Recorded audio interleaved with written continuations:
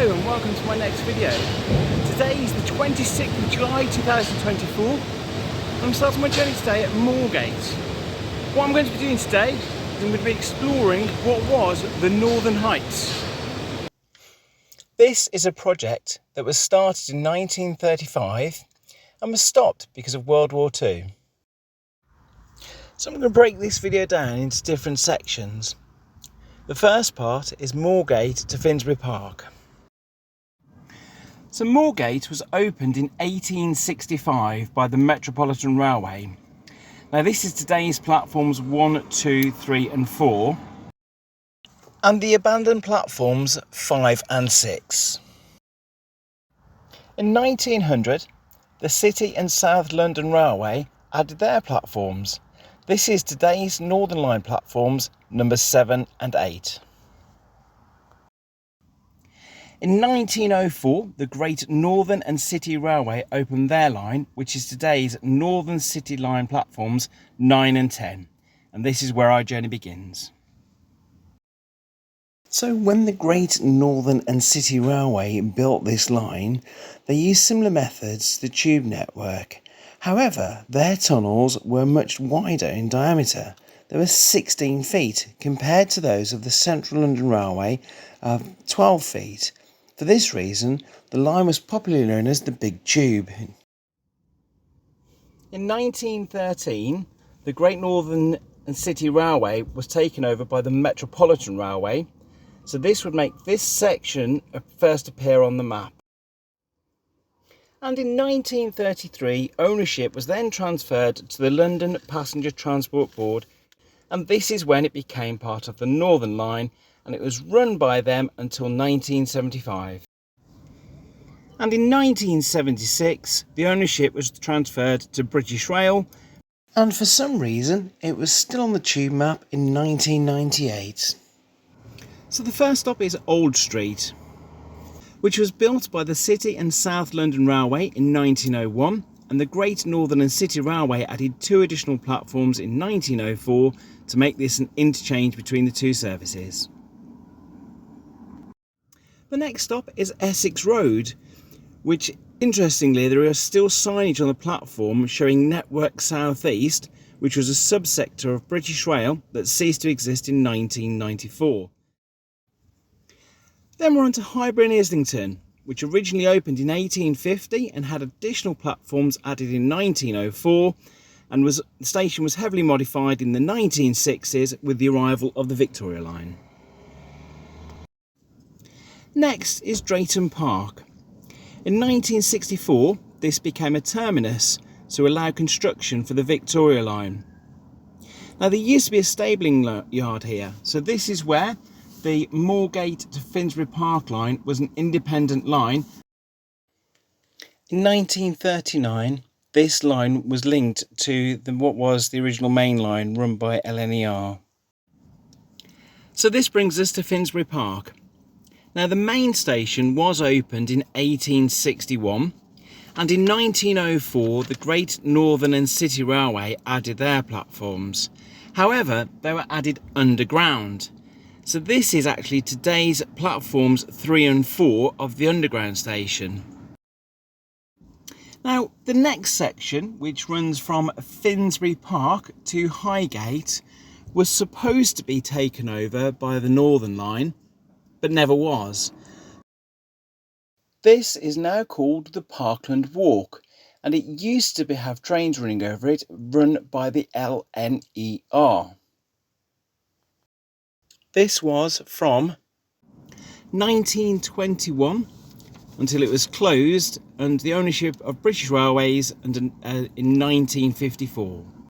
And it's not long before we arrive at the former Stroud Green station, which was opened by the Great Northern Railway in 1881, transferred to the LNER in 1921, and in 1936 until 1945 it showed on the tube map as under construction, although services never stopped here.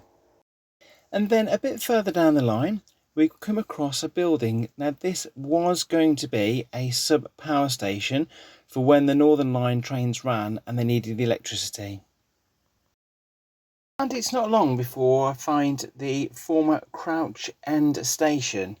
Now this was opened in 1867 by the Edgware, Highgate and London Railway, and again the station was closed in 1954 with the tracks being lifted in 1972, and it's amazing that there are platforms still in situ. So this brings us on to our last section of this part of the line, where we go to Highgate. Now this is the Highgate high level station that you can't really see a lot of that's there at the moment. Now this station was opened in August 1867 and then it closed in 1954. The deep level Northern Line platforms were added in 1941. The station was built in a cutting, which meant that there had to be tunnels put through. Now the two tunnels that are still in existence are actually a bat sanctuary. In the 1930s, the rails were physically connected, so you could run empty trains from the Northern Line section up to Highgate. So this next section ran from the Highgate high level all the way through to Alexandra Palace and was opened by the Muswell Hill Railway in 1873. Now again, this section was run by the LNER for many years and was supposed to become part of the Northern Heights, but never did. This is the Parkland North Walk, which takes you through Highgate Wood. As you can see, I didn't quite stick to the former line. When I did get back on track, so to speak, I did manage to find this bridge. Now it's clear that the railway line used to run underneath this bridge and carry on a bit further along. Now this site, by my calculations, is where Cranley Garden Station was. So a short walk a bit further and you eventually get to the site that was Muswell Hill. Now there's a school there now, so you can't really see anything of what was there before. So on to the final section, onto Alexandra Palace. Now as you walk along this section, there's quite a lot of bits of old infrastructure that are still in place. If you know what you're looking for, you can tell. There's some signs giving you history about what the park is as well. And it didn't take too long before I reached Alexandra Palace.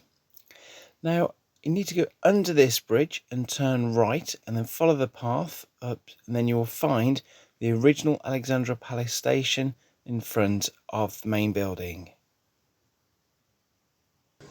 So I've made it. I made it here to Alexandra Palace. It's taken a lot longer than I thought it was going to take. It's definitely been a physical workout, but I've definitely made it. Now that's only the first part of it. There is a second part that needs to be covered. I'm going to have to do that at a later date because I don't have time to do that. As shown on this line diagram, it's from Mill Hill East to Bushy Heath. I will have to come back and do another video another time on that one. So in 1939, the tube map would have looked something like this.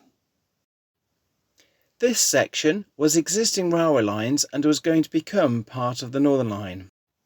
This section was run by the Northern Line, but is now run by National Rail. This section was owned by LNER and is now completely abandoned. Work started to build this section, but then it stopped during the war. And in 2024, this is what we're now left with. As part of my research, I came across this book. It's called Northern Wastes. It does give you a lot of history, a lot of photos about the background of the actual route itself. I've also come across a few different YouTube videos explaining a bit more information, and there's quite a few websites that I've found. I've put some links in the description below, so please feel free to have a look at those. And I would like to say a special thank you to my wife who has helped with drawing the line diagrams for this video.